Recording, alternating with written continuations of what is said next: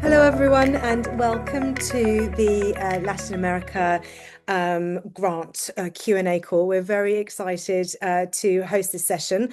First of all, a few introductions.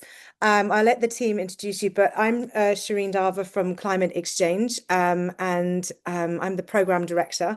So I'm very honoured to be here with you all and to give you a little bit of an overview on climateXchange itself, and then hopefully we can sprinkle some light on the areas of interest for you and give you a bit of background on climate culture and what that means. So if you have questions, please put them in the Q&A. The Q&A is open.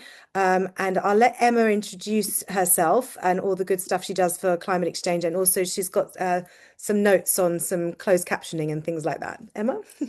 Thank you very much, Shireen. Hopefully you can all hear me. Yeah, before I introduce myself, I just wanted to let you know about a setting that we've enabled for this Q&A, which hopefully you can all access. That if you click on closed captions in your Zoom window, you should be able to choose a language of your choosing if you'd like this session to be translated into a different language for you. And then we will also be able to offer some translated subtitles for the recording that we will share with you shortly after this. So let me know if you have any issues with that. But hello, nice to meet you all. I'm Emma. I'm the project and partner manager at climateXchange, which means that I work with our members who are based all over the world, which up until recently, we've worked predominantly in Europe, Asia, and Africa, and we're now expanding our remit into LATAM. So for those of you applying to this story grant, you're here with us at the kind of beginning of our journey into the Latin American journalism ecosystem as we explore partnerships and members to bring into our community. So thank you all for being here and being part of this grant opportunity.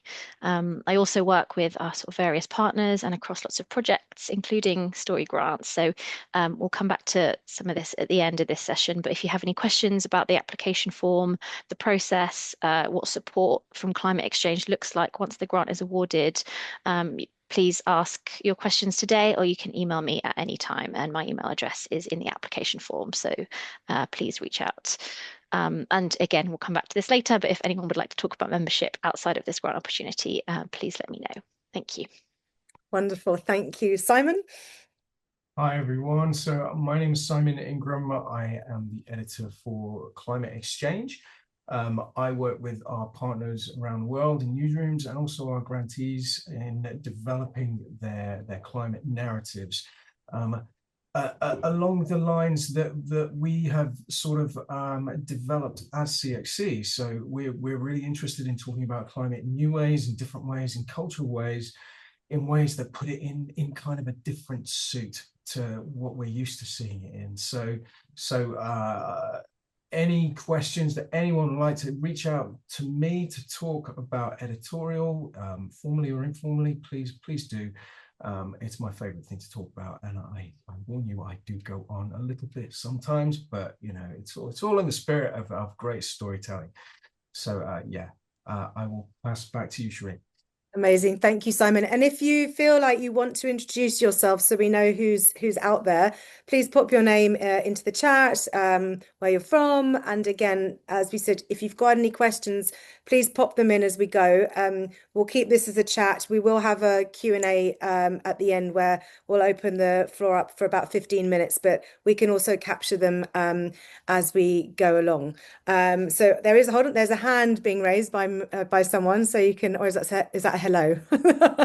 But so yeah, so I just wanted to say that a little bit about climateXchange and who we are. We might be an unknown entity to some of you. We basically are part of a foundation called Suli. Suli is our mother company. Suli is a Finnish word which means to the depths, and was started about 2.5 years ago.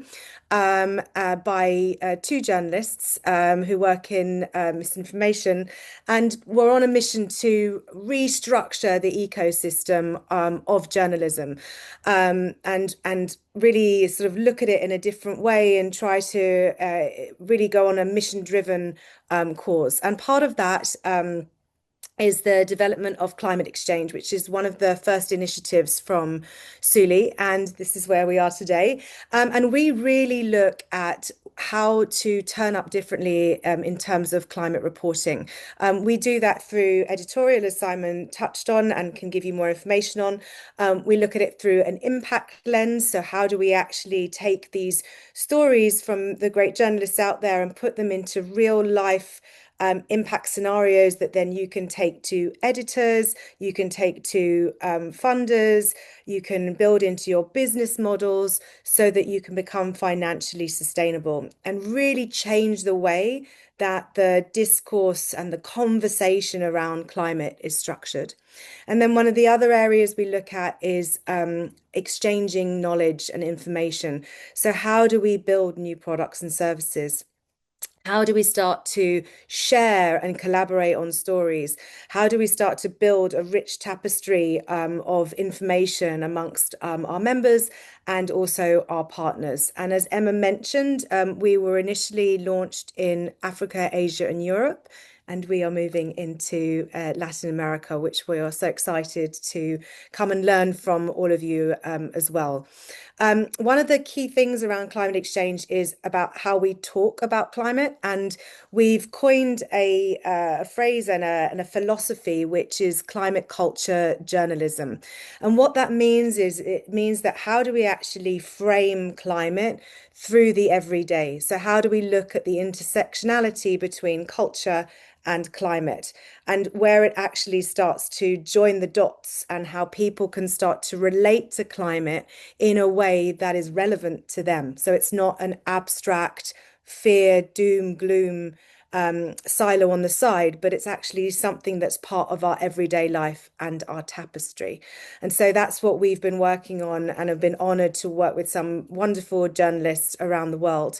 And I'm going to ask Simon to expand on that a little bit and what that means from an editorial point of view, like the number of newsrooms we've worked with and some of the success cases. If you could just share that with the group, that would be amazing.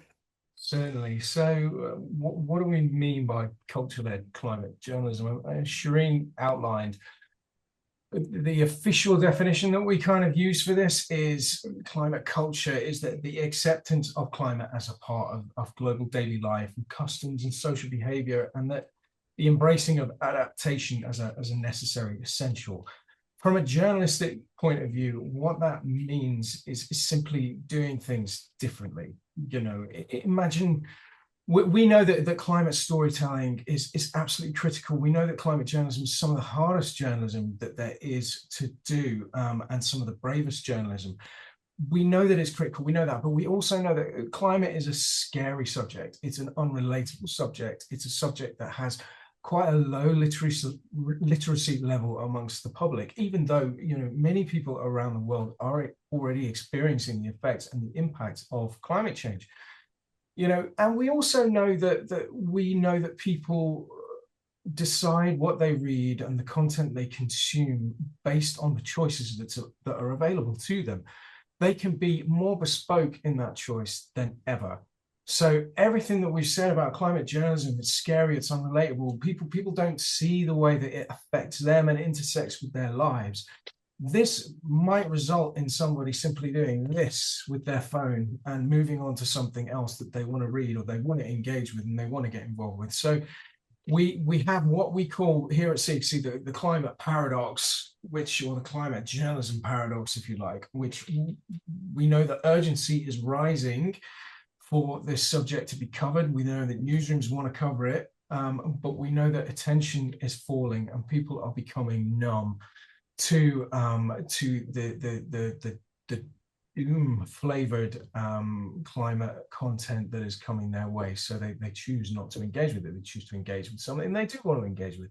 So, What we challenge our partners to do, and we've worked with 19 newsrooms editorially around the world now on 4 continents. That's just our editorial side. What we encourage them to do is, for a moment, just imagine that there is no climate desk, that there is no such thing as a climate story, that we might be living in a world where climate is a critical issue, but we cannot simply put it in that box. We cannot put it over there and put it in those clothes, and the people who want to choose to engage with it can go and find it if they want. We're finding a way of bringing climate into every story where it is relevant, in the same way that people who want an understanding of how money intersects with their daily lives, they shouldn't have to go and read a money story about that. They should be able to get the information that they need to have a working knowledge of how money affects them day to day within the stories about food, about fashion, about technology, about their lifestyles. So we need to make climate as normalized as part of the conversation as that. We need to bring it into all of those stories that are relevant to it. And let's not put a lantern that says climate on it. Let's make these stories the same stories that people are seeking out and reading as part of their day-to-day lives. And let's just bring that climate relevance in to those stories, rather than bringing the relevance of those stories into a climate vertical. So that's what we mean when we talk about cultural climate journalism and what we call intersectionality with the day-to-day relatable subjects that people can engage with.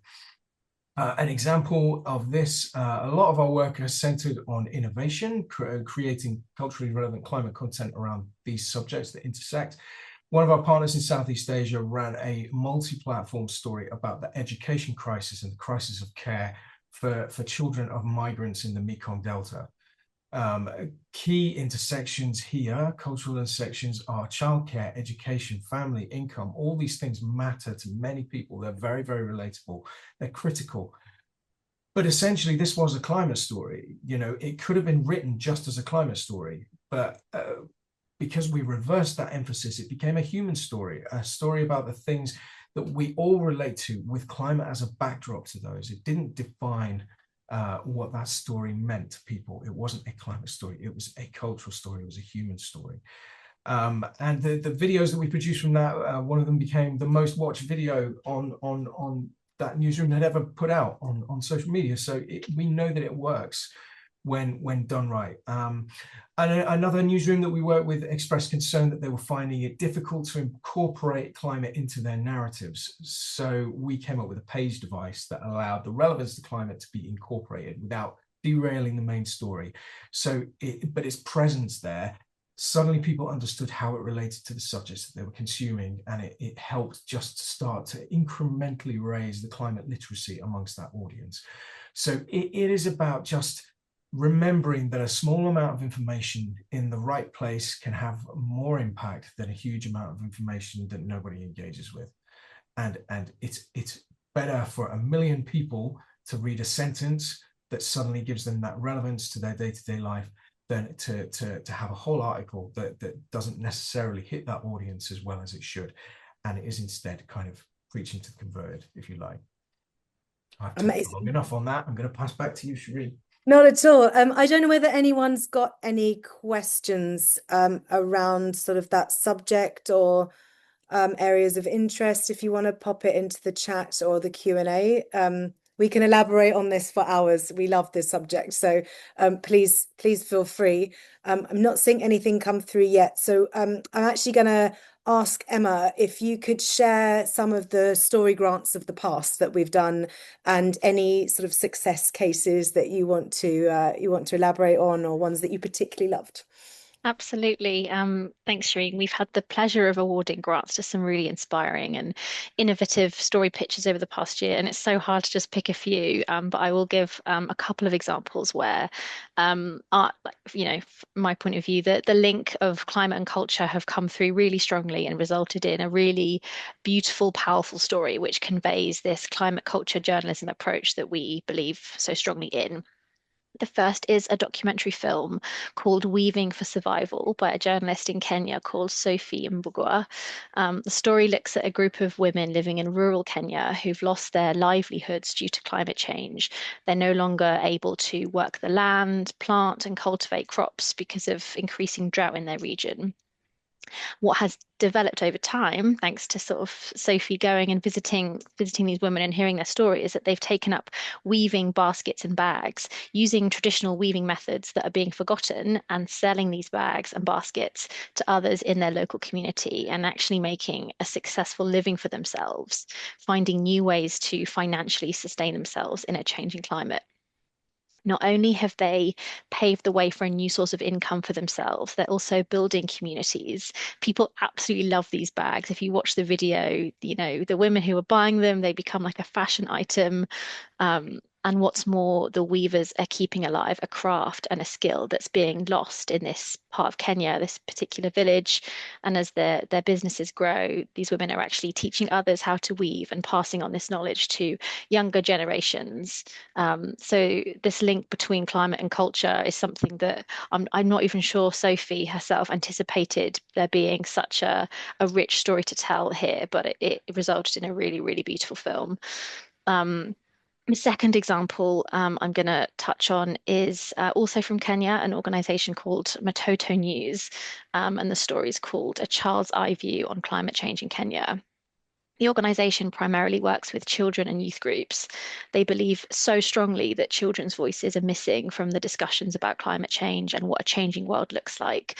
So for this story that we awarded a grant for, they set up a video project and a sort of podcast with a group of children, asking them to investigate some of the climate issues that matter to them, and kind of labeled them these kind of climate advocates, and they sent them off. They challenged them to go and look into the issues and come back and report on it. And they make these observations about the natural environment around them, how it's impacting their childhood, their access to school and other community institutions, their access to food and water, the gendered impact of climate change, and they're sending their message to the adults around them to hear their voices and to take action. And what we really love about this approach is sort of shining a light on the voices of those whose voices are often not heard.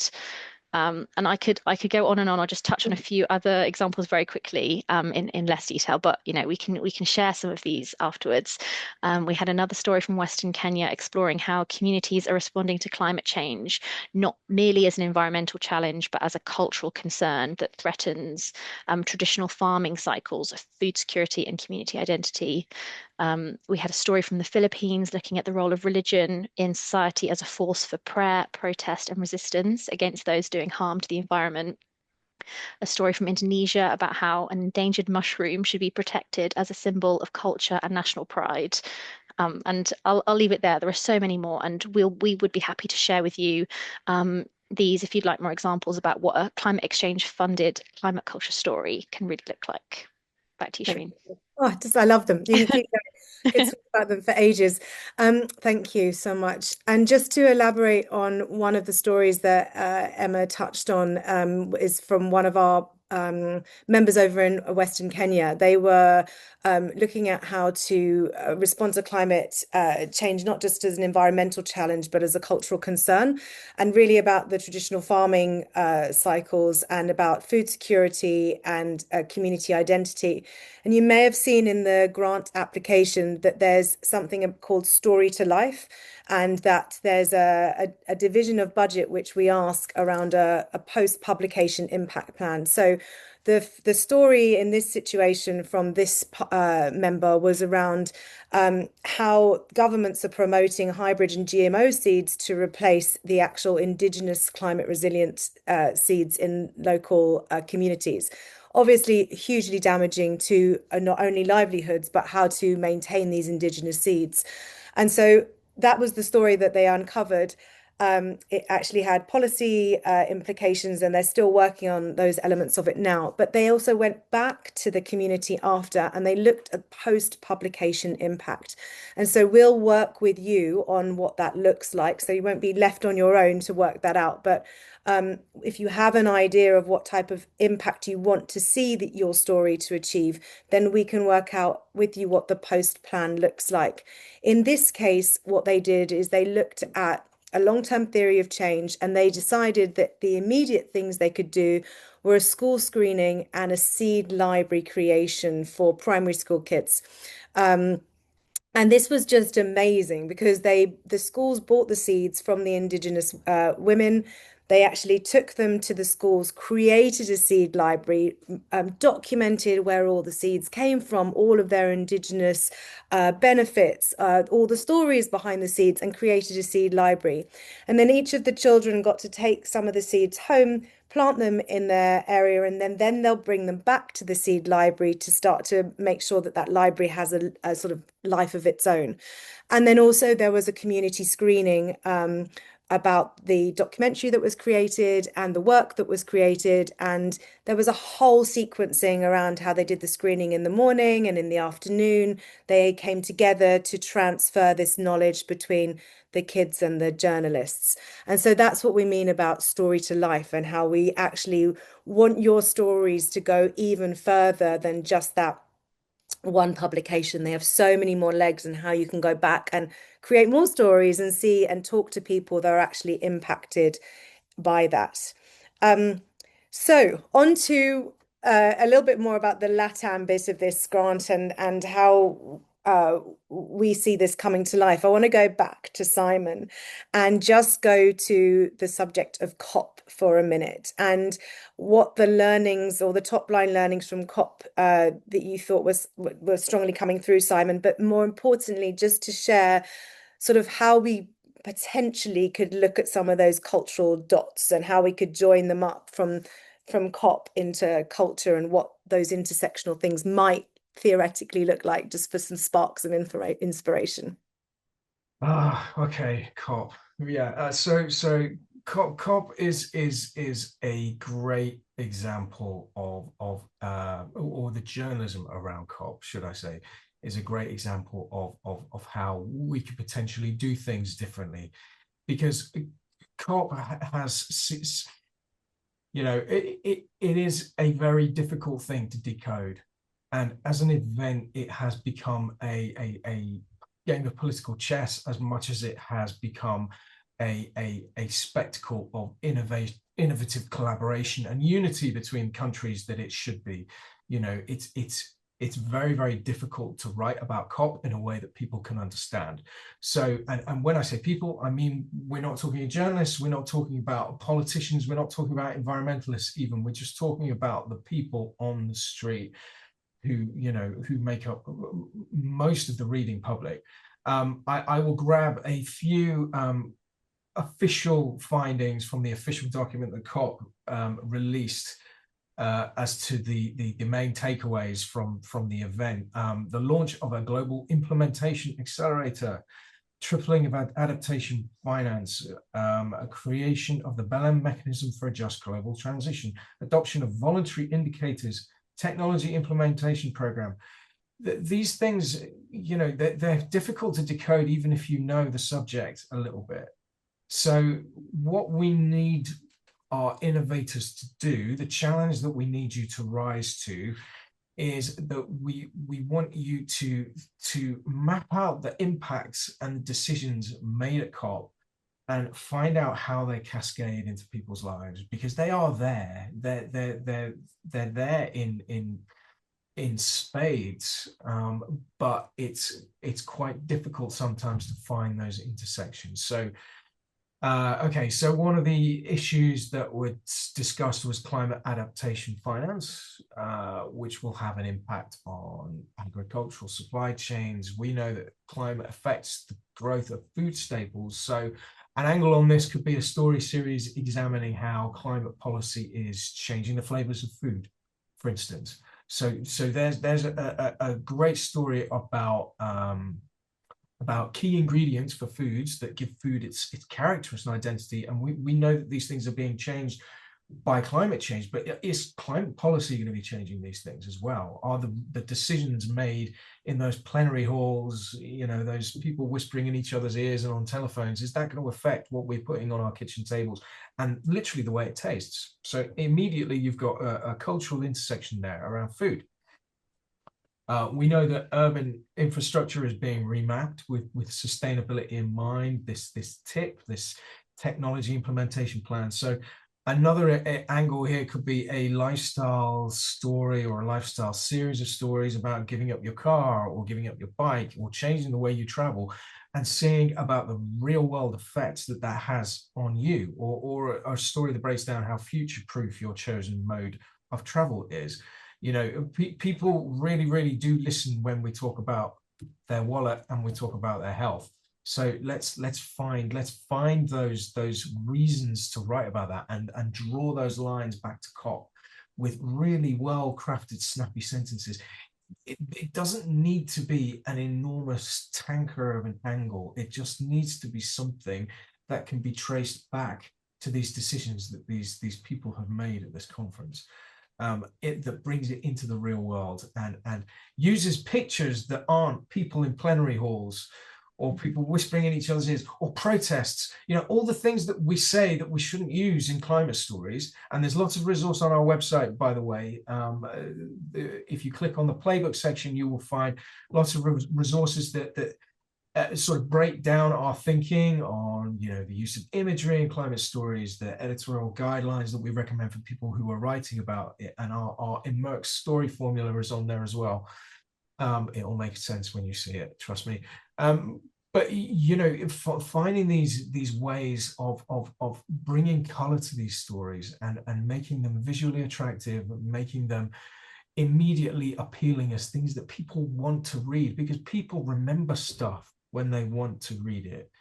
When they read stuff because they feel they have to, that's even if they read it in the first place, they're probably not going to remember it as much as if they're reading just a well-crafted line within a story that they're actively engaged with and they're really invested in. So bear that in mind when you're thinking of these stories.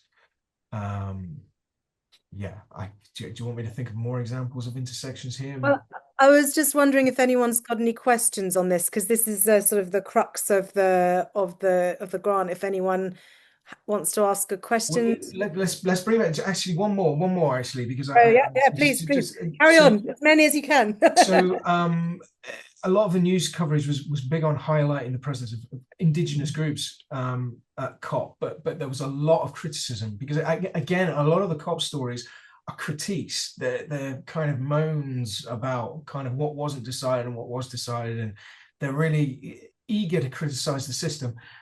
One of the big criticisms of this COP was that the indigenous peoples were present, but they weren't included in the decision making that kind of went on.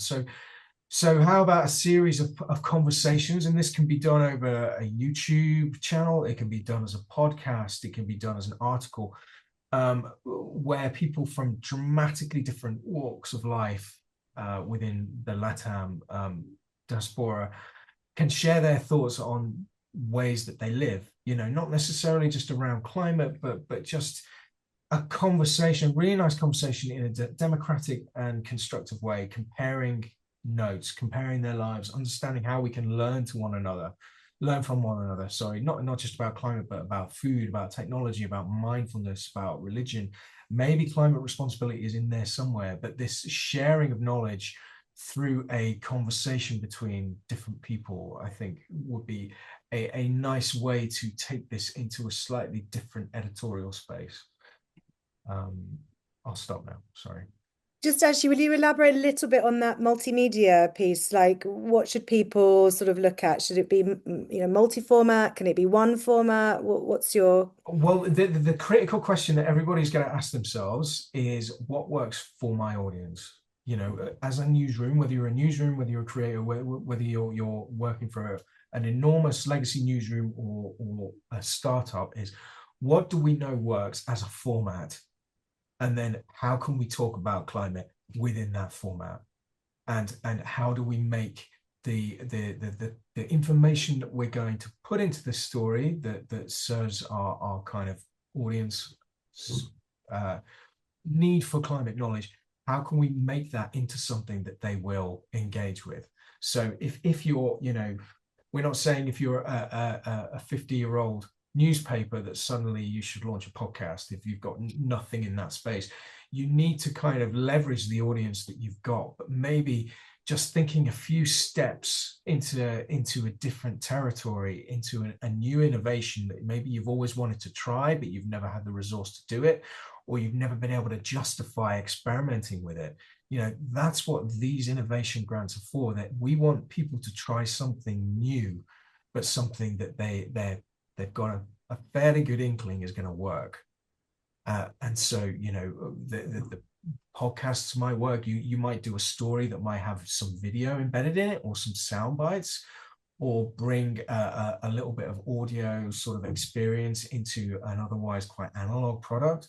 You know, anything that just pushes the needle into a different space, because then we can learn about how it works and where it works and what we could do differently next time. And, you know, this is going to be sort of a two-way process. We can discuss it, we can brainstorm about it, we can really develop these ideas, not only for the story, but where they can go in the future if outcome XYZ is reached. Yeah, and I think that's actually one of the important points that to highlight on this, that we look at this as a collaborative process. So all the way through, we'll be around to help you work out, you know, Simon said that if you want some help on the angle and like really sort of maybe honing in on one bit, or how to show up because you know your audience, but you want to explore something and you are interested in learning that. And from an impact perspective, you know, what is the theory of change that is assigned to your actual story, and then the story to life impact that you want to see at the end. So, you know, we really do look at this as a collaborative, iterative process. So we'll be there for you along the way. And also maybe it's something you want to, what do we look for when the judges are looking at all of the great submissions? We basically, the theme here obviously is climate and culture. So the one of the elements will be really what is the cultural impact and the cultural statement that you wish to make, and how you see that come to life. And so that's sort of the main criteria that we'll be looking at. Also uniqueness of story to your local community, right? We love stories that really are localized, that have contextual framing around them, that really show and understand how you as journalists relate to the people around you, and that you understand what the communities and your audiences might need.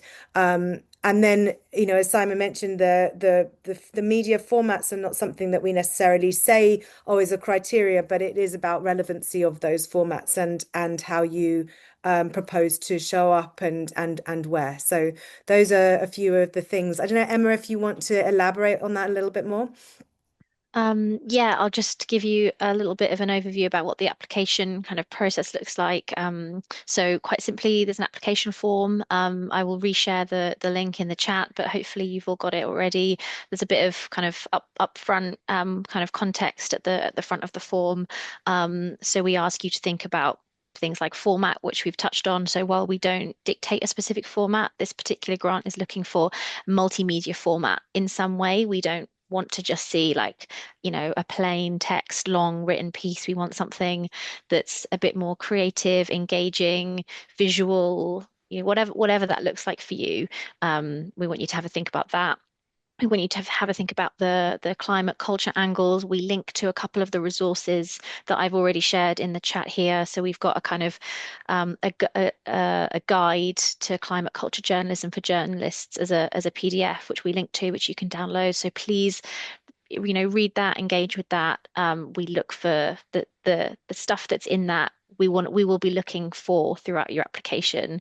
We want to see your commitment and your belief in this climate culture journalism angle as well.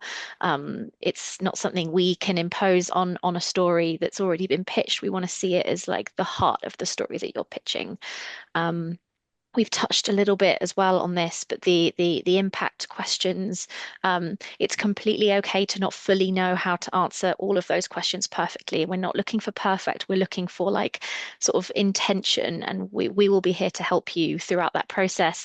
Carmen, who's our impact lead in the Climate Exchange team, unfortunately couldn't be on this call today, but she will be absolutely with you every step of the way when thinking about what impact might look like and then how to measure it. So it's absolutely a process that will work with you in collaboration. So, do your best in terms of answering those questions in the pitch. We again, we want to see your commitment to the fact that stories can have big impact, and be bold and think big about what that could look like.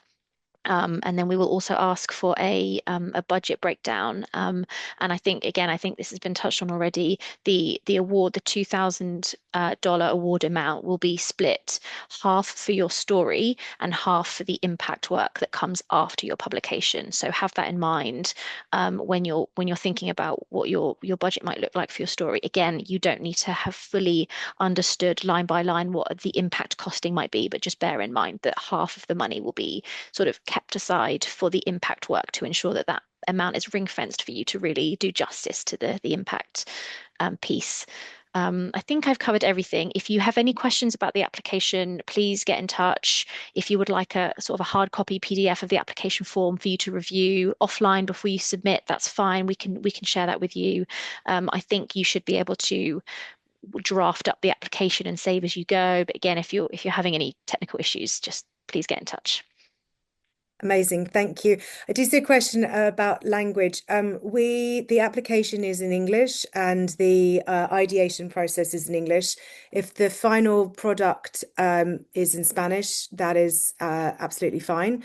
We can subtitle video, we can put closed captioning on it, and we might ask that you, if it's a long form piece, that you translate it for us so that we can promote it and get it out there. But if your channel is primarily in Spanish or Portuguese, then you can feel free to develop the final asset in that specific language. But just as a note that the working process is in English for the moment. So thank you for that question. I hope that answers it. And again, as we said, if there are any other questions, then please just feel free to ask us. In the absence of other questions, maybe Simon, if the group take away one thing, I love the one thing question from this conversation about potentially a really good successful application, what do you think they should take away? I'll come back to my earlier point, I think, where, imagine a world where there's no such thing as a climate story. I think, the most dangerous 5 words in the English language, and I'm only picking English language because I speak English, is we've always done it that way. And I think climate journalism has reached a point where that's no longer good enough. It's not a criticism of the quality of the journalism or the quality of the story or the subject, because we all know that these things are extremely important, but it's about speaking a language that people can relate to and people can understand how it affects them and how it relates to their lives, because that's how we get people to care. It's no good just saying, the seas are warming up, the forests are falling down, we're headed towards catastrophe, because too much of that can make people switch off and go and bury their heads, because for most people this isn't happening in the next 24 hours, right? It's happening, and there are other things that they need to focus on for the next 24 hours. So make climate a part of those things that they're focusing on for the next 24 hours. Make it a part of the things that they just do gently through their lives. And that's where you start understanding about behavior change. And the other thing I'd say is make it aspirational. Make your story aspirational as opposed to critical or in any way cannibalistic of something that is in the journalistic landscape. Make it something that people want to engage with and they want to learn about and they want to live like that, because that's how you change behavior. I love that. I was having a conversation with someone the other day and they were like, think about it as like, what would the tomorrow you actually want to live in look like? And I think it's a really interesting way of moving into adaptation that could actually make our tomorrow even more enriched than we can think. So I love that. Thank you. Emma, from you, what would be one of your key messages for everyone to take away?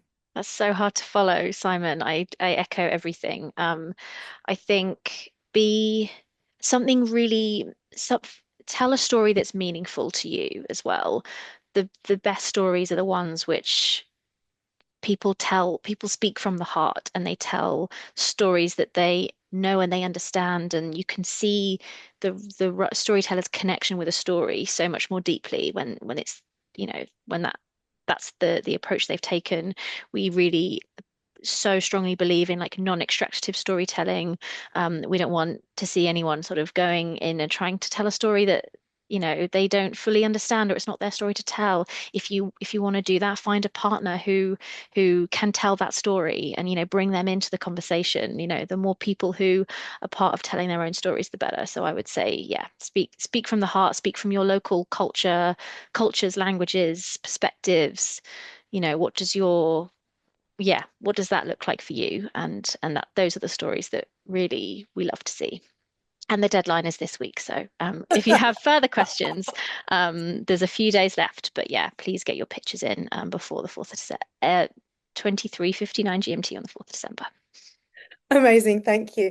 Yeah, and one of the other things to share, which thank you, Emma, for reminding me, was that we recently have some research that in terms of maximum impact for a story, it's, we've been looking at how climate culture journalism can actually change this narrative really positively. And sitting underneath that, there's like a little formula that has come to light, which is around the crisis and the framing of the crisis and how that actually looks, plus with actual language that is solutions and solutions and hope orientated. So really looking at the type of language and the type of framing that you use, and then also giving people agency and action in there so that they understand that actually it's not hopeless, it's hopeful, it's got framing and relevancy in it, and there's something they can actively do within that to create maximum impact. So again, if you want to read a bit more around that formula and some top line of contextual framing, again, on the website, we've got all these resources. So we urge you to please go and have a look. As Simon said, there's a whole section on the playbook, which is really valuable. Even in your everyday, if you want to reach out to us, as Emma said, and you want to talk about membership and then have access to these great people, then please do that. You've got the research that's widely available. There are the stories up there of past grants that have been successful. And if you do have any questions after this and you're like, oh, I wish I asked that, then as Emma said, her email is on the application form. So please feel free to email us. And we wish you very good luck. We hope to see all of your wonderful pictures, and we look forward to reading them and paying attention and spending time with them. And we hope to meet every single one of you. So thank you very much for your time.